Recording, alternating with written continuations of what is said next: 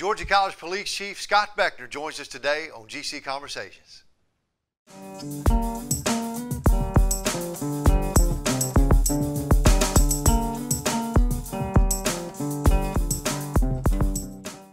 Hello and welcome to GC Conversations, a show where each week we bring in faculty, staff, family, and friends, and all things Georgia College and Baldwin County. Welcome to you today, joining us on NBC TV4, Charter Cable, right here in Millersville, or also we're being simulcast on WRGC 88.3 FM, our NPR station right here on campus.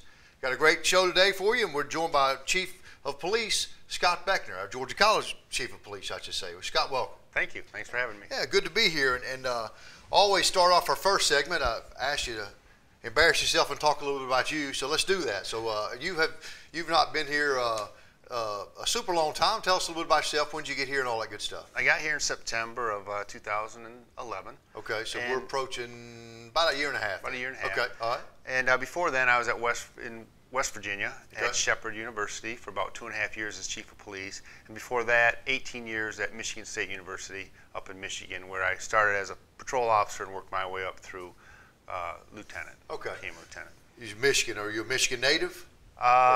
Born in South Bend, Indiana. Oh, okay. So, but just till about second grade, then I moved to Michigan. So pretty much Michigan is my home. Okay. All right. And you've kind of worked your way south since that time. And did you do college up in Michigan and all that? Or? Yep. I went to Michigan State. Okay. Started out in East Lansing for 4 years. Okay. And after I got my bachelorate, I went to being a police officer. Then I moved over to Michigan State University. Okay. In 1991. Now, a long time ago. did you? When did you know you wanted to get into law enforcement? Oh, about 8th grade. Okay, so in your major in college was? Criminal justice. My brother, 8 years older than me, and he kind of went into police work. He's the chief of police at Boulder, Colorado. Okay. And so I kind of followed his footsteps. Okay. Is just the two of you in the law enforcement business in your family, or is there? Yeah, my sister's in Alabama. She's in Montgomery. Okay. All right. I know a lot of times families, there's a lineage of law enforcement, but it's just you and your brother kind of got this one started, it sounds like. First one. So, yeah, okay, all right. And so tell us, kind of going back, I'm always interested in this, what got you into law enforcement? How'd you see that? Was this your brother's influence primarily? Or what? It was my brother's influence, but also we talked about it and we wanted to do something different every day. Okay. Didn't want to be in a cubicle. I wanted something different every day. Yeah. And so being on the road, that's what you experience. Right. Is there's something every day. And plus, of course, you want to help people. You have that need to help people because you feel good when you help somebody else. Right. And that's kind of in my mom and dad kind of raised us that way to try to help people and try to better the community. Not only did I did police work, I started like a hockey program for underprivileged kids that really couldn't afford it at the time. So we did a lot of fundraisers. Right. We became an organization, and we helped probably 60, 70 kids get into ice hockey up in Michigan. Okay. So that was always a thing that my community service that I did up there. Right, yeah. You mentioned hockey. I'm assuming then that you're one of the few people here in the South that probably watch hockey a lot. Yeah, Red Wing hockey. Haven't yet. That's right. Right. I'm assuming a Red Wings fan then? Uh-huh. Red Wings fan. So let's step back just a minute. And when you talk about something different every day, now I guarantee you in a patrol car, you saw something different every single day. Every day. Every hour. Yeah, it's funny because in a university setting, summers are the police officer's slow time. Right. Yet in a city, it's their busy time. Okay. And so I always say university policing is the best kept secret in police work. Because you can take your vacations in the summer like kind of a normal person. Yet in a big city, they don't want you to take your vacations in the summer because that's when they're the busiest. That's when you need the most people. Yeah. Here, we have our downtime around Christmas time. Sure. The students leave. We can have more officers with their family than, we're 24 hours a day. Right. And so we have to have somebody here. Yeah. And so you're going to miss that part. But I've did it for 26 years now, and you just work around it. You have your Christmases at a different time, but it is really unique, and it is, if you can get into university policing, that's the way to go. Yeah. It definitely keeps you young because you have the same student age group every year. The 22-year-olds leave and the 17-year-olds come. Right. So you're always dealing with the same group of students. And the ideas flow from the students. Right. And so it's really a great job. Yeah. Great job. Let's. How much of your time was non-university work in East Lansing? It was 4 years. Okay. So you went straight from there to Michigan State as a right. And Michigan State has 45,000 students. Right. East Lansing, we had 60 officers, and a lot of the students lived off campus in the housing. And so it's kind of us versus them. It's not really we're here to support the students. East Lansing we get a lot of complaints from regular people that live there. Right. And then when you have a rental house of 5 people next to a grandmother and they're always partying, we're always going to those calls. And so you're always seeing the student probably not at their best, but not at their worst either, but not their best. And so at 2 o'clock in the morning when the bars are letting out, you're seeing students that may have had too much to drink. You're just seeing the bad element of the student. And then there's like 14 bars right in one block area. And so then you start to get, I've been there 4 years, you start getting a mentality that, you know, we're trying to arrest them. You know, more than help them because that's all we can do. It just seems. And so I decided, I don't know if I really made a conscious effort to say I want to get into university policing, but I went over to Michigan State University after 4 years. And I just thought it was a better opportunity. And then what I found out is they assigned me to community policing, which is I had my own office in a residence hall. So we had 1,200 students in a residence hall, and I had a little office. And so you started talking to freshmen and sophomores, more so than juniors and seniors that had moved off campus. So you got an older crowd off campus, and I'm starting to see 99% of the kids are good kids. You just don't see that though when you're working midnights. That's great point. In the city. But you saw it, and you just said, "Oh my goodness." You know? And so what programs can we do to help these kids become mature adults and make better decisions so at 2 o'clock in the morning they're not being dealt with by the police? And that's kind of what our philosophy is. I kind of bring that here. Like we put as much programming as we can to get the students enough education to make that decision.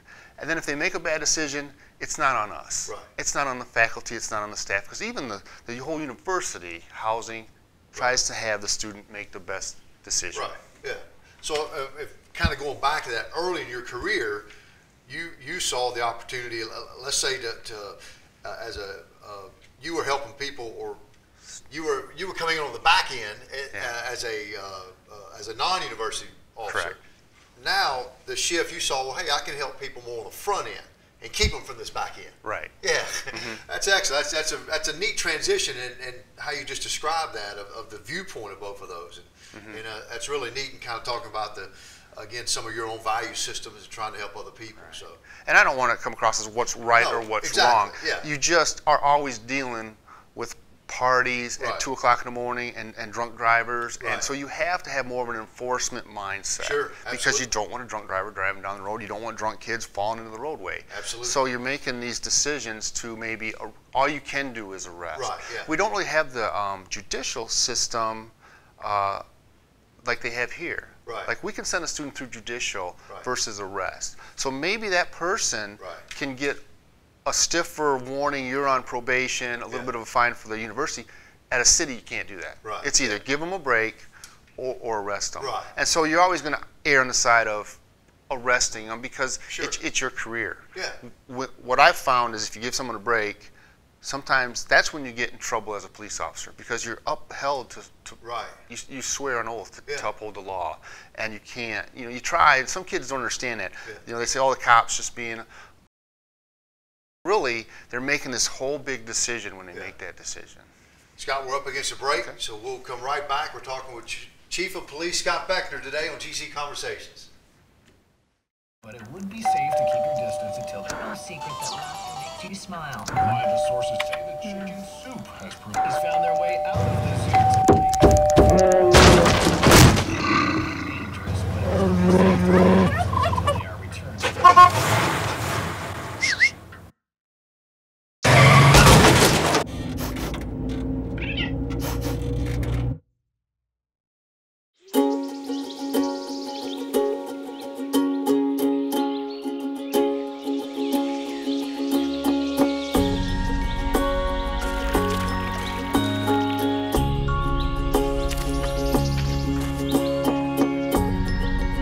Getting closer to nature can get you closer to your family.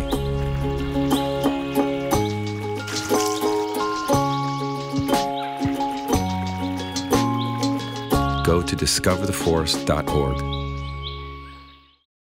Hello, welcome back to GC Conversations. I'm your host, Wendell Staten. Again, today we're joined by Chief of Police Scott Beckner. And Scott, before we move on off the air just now, we were talking, and you're actually a Juris Doctorate as well. So you have a law background, additional law background. Tell us about that. That's correct. Well, being at Michigan State, you can go to school for free. Okay. And so I got my master's degree in criminal justice, and then the law school came. We didn't have a law school before, and so it was called the Detroit College of Law.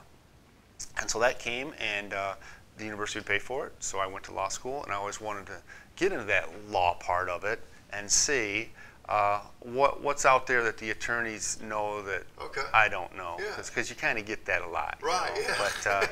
But so I went there, and it was a great experience. Yeah. Great experience. It's really helped me in my career. Sure. To move up the ranks and get the position where I'm at today. Yeah. Did you ever practice law? I did. Okay. I was assigned cases in a different county from a judge, and it was neat to hear that. Having confidentiality, that they could tell you the truth. Right. You know, because when police, you get most of the story, not all the story. That's right. But as their attorney, you get the whole story, and you get to hear how the police report was a little bit different than what they perceived really happened. Okay. And so there is a difference between how the police perceive it and write it, and how the victim or suspect sees it. And how it came. So that even helps me when I'm dealing with people that I'm thinking, okay, I know this person has a different perspective of what I have, but we're still trying to get to the truth. Right. And so some of it was like, well, for instance, the marijuana was in the third drawer, but police have it in the second drawer. It's just stuff like that. I got you. And so it was a little off, but it was kind of had the whole concept there. Okay. Oh, that's neat. That's neat. And I got to see where police work wasn't up to par either. Mm-hmm. So when society or some citizens say, you know, this happened or that happened, you're like, okay, maybe it did. You don't really see that as a police officer. If you're doing your job and doing a professional job, you don't see it, because bad officers won't hang around the really professional officers, and vice versa. Yeah. And there's not many bad officers, but there's just some things that are kind of sloppy. Yeah. And it goes with training, less training, you know, budget cuts with training. Mm-hmm. So it's not really the officer's fault either. It's just kind of a mixture of things. Okay, yeah.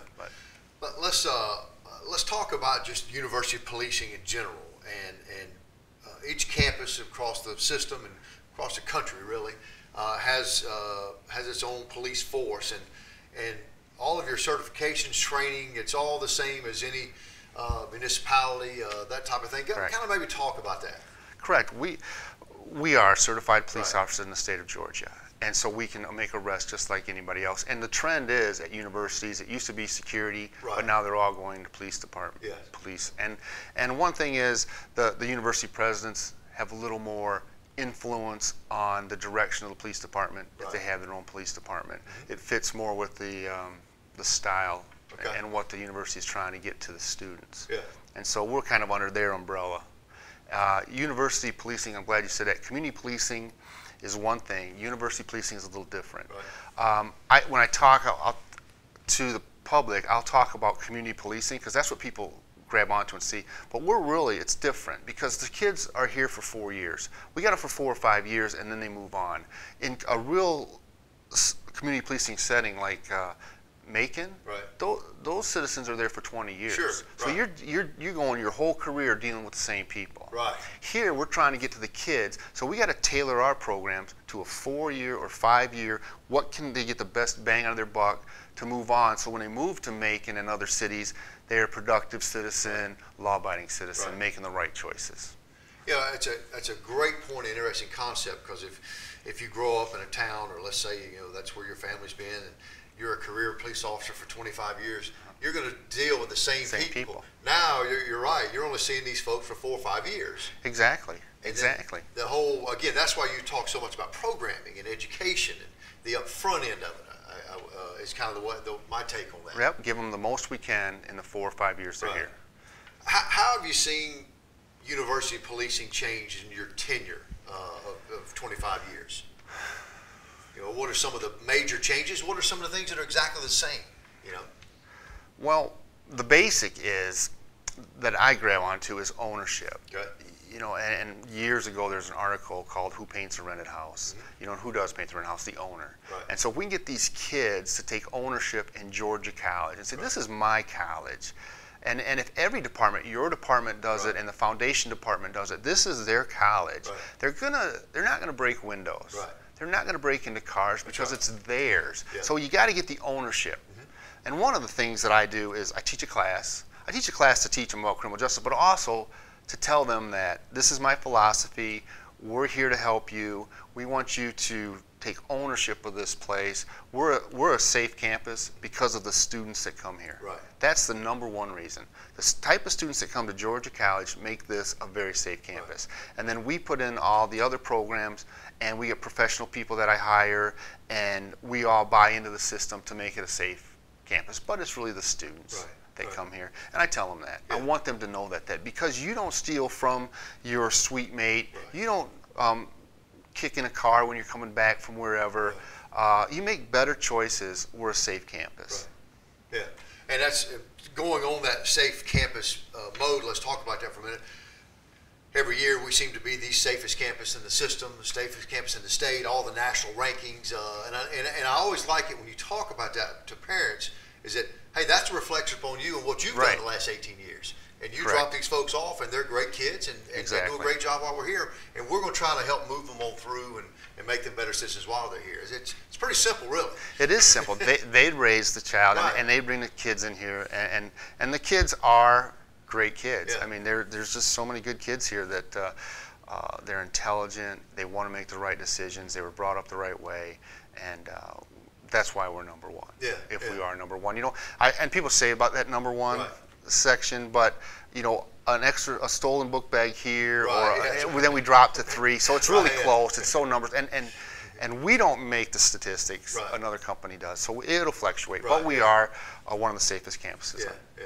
All right, we're up against another break. We're talking about University Police here today with Police Chief Scott Beckner. We'll be right back on GC Conversations. It's not his new group of friends. It's not the video games. It's not the neighborhood. Mom, do I have to go to school today? The biggest threat to your child's future could be you. Every day they miss, even in middle school, puts their graduation at risk. Hello, welcome back to GC Conversations. Again, I'm your host, Wendell Staten, along with Police Chief Scott Beckner. Thanks again for joining us on NBC TV4. We're also simulcast for our listening audience on NPR Radio, WRGC 88.3 right here on campus. So we thank you both for joining us today. Scott, we talked about, I want to kind of get into in our last segment, some of the programming that you do. One of the also things you discussed earlier was your community involvement. And I know recently in the Will Robinson run, you made a concerted effort to get our folks on campus involved with this race, and maybe kind of talk about that, and then let's go into the programming aspect. But what was your niche here? Well, Will Robinson was a graduate from Georgia College, and I went last year, and there wasn't much representation from Georgia College. So I said, you know what? I'm teaching a class. I'll get some faculty members, some runners, and some students to go and show that we support. Because they do support it, but it didn't show that day. And I go, I want to show a support for a fellow Georgia College alumni that had passed away during his job. And we've all had that, knew somebody like that. And so the students loved it. I mean, we had students out there, about 65 people. And it was a great time, and we'll get more next year. But we just want to show our support, you know, and people noticed it, like the sheriffs noticed it. And I said, yeah, these are good kids. Because I'm thinking in the back of my mind, those days when I was a East Lansing cop, where are there all the good kids? They're there. There's 99% of them are good, but you don't see them.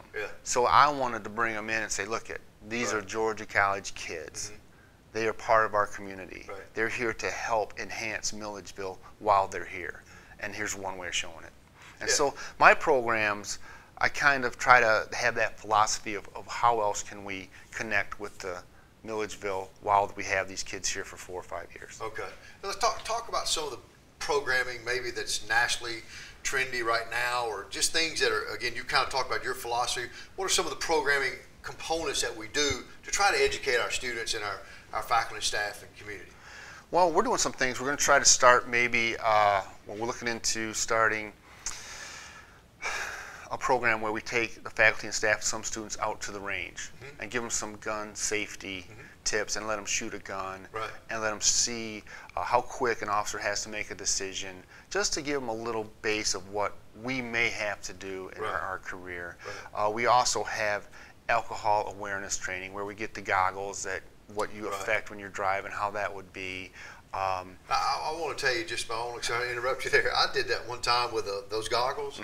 And it is it's a really incredible experience to let you know how dangerous you're essentially driving a torpedo. Exactly. You know, and you know where it's going. Right. Every person should go through that training. You know. And in a campus setting downtown where people are walking around, that's the last place you need to have been drinking and stuff. So. I'm sorry, I interrupted you. We're talking about programming. I'm sorry. So we try to do other programs. My programs try to get us and the students involved. So we're in intramurals. We hooked up with a sorority, and they supply the females when we have our co-eds. And so we have police, and we have students that we would never meet. And we're playing dodgeball together, and we're playing kickball together. So it's just something that say, okay, the communication's better now. I can go up to that police officer and say, you know, boom, boom, boom, and maybe tell them about crime. Or we have an appreciation picnic. And what that is for us, and that's for the faculty and staff mostly, because grounds and the phys plant, they see stuff that's out of place. And I want to say, we need you to keep doing that. So here's a little token of our appreciation. Another reason why we're low in crime, because we catch it quicker. We catch it quicker. So those are the programs. Everything that our programs are doing is trying to get better communication, so they tell us about crime quicker, so it doesn't keep going. So all this, we just try to integrate into the community. When you talk about community, I go back to one of my old police chief buddies, and he talked about, he said, when I was a bicycle officer, he said, I want my officers out, and then I want to walk in it, and because that's how you get to know the community. And everything you're talking about has those elements of community and communication with that community. And I think you make a great point that, you know, I want to see any officer as my friend, as someone who's going to help us, and that's really evident here on our campus. But the whole theory makes sense, you know. If we're not getting the communication, then and kids in my class still see. There's still a barrier there. When I go into the class, they say, I don't want to tell you about something that I saw because it might not turn into anything. But if you know me as a professor, you're more likely to say, hey, Scott, this is what I saw. You know, we dress down. Our department dresses down a little bit because the students, they don't like the uniform so much as they want to see us more like what I'm wearing. I like the uniform. I'm trying to go both ways with it. But they feel more comfortable when we're dressed down, so they can approach us. No, that's a good point, because I think there's even that what you just talked about can be a communication barrier. Whereas now maybe I'm a little bit more at ease. I talk to you about it, and if they see you and your officers out and in the community and in classrooms. And their previous experience with the police that they came from, let's say Lansing or Macon, might not have been good. Atlanta and Macon, they don't have time. They deal with it and boom, you're done. Well, we need to come in, and so if they don't really have a good communication with where they came from, it just continues here. So we have to have all these little programs, you know, with what we're doing to get the communication going. Say, we're different. We're here for you for 4 years, 4 or 5. I'm going to go out on a limb here without any educational research on this, but I would bet with your colleagues across the country, the primary culprit of college issues revolves around alcohol would just be my guess. Is that correct? That's correct. Okay, all right. So I didn't have to do a research on that or Google anything. I just and see, when you're a city officer, all you see, and you never see them sober because you arrest them, they're drunk. You never see them sober. The next day we see them, and they come in my office and say, hey, Kay, why did you do what you did? Right. And they are very good kids Right. that just made a mistake. So what our programs try to do is not have them make that decision. Yeah. There's some more programs coming down the pike that we're really excited about. That's really going to make this even a safer campus. Yeah. That hopefully a couple things hit in place is even going to be better for the students. Scott, great conversation today. Very Thank interesting, just about the whole process and communication, and thanks for sharing with us. No problem. Thanks for having me. All right, great. For Scott Beckner, Police Chief here at Georgia College, I'm Wendell Staten. Thanks for joining us on GC Conversations.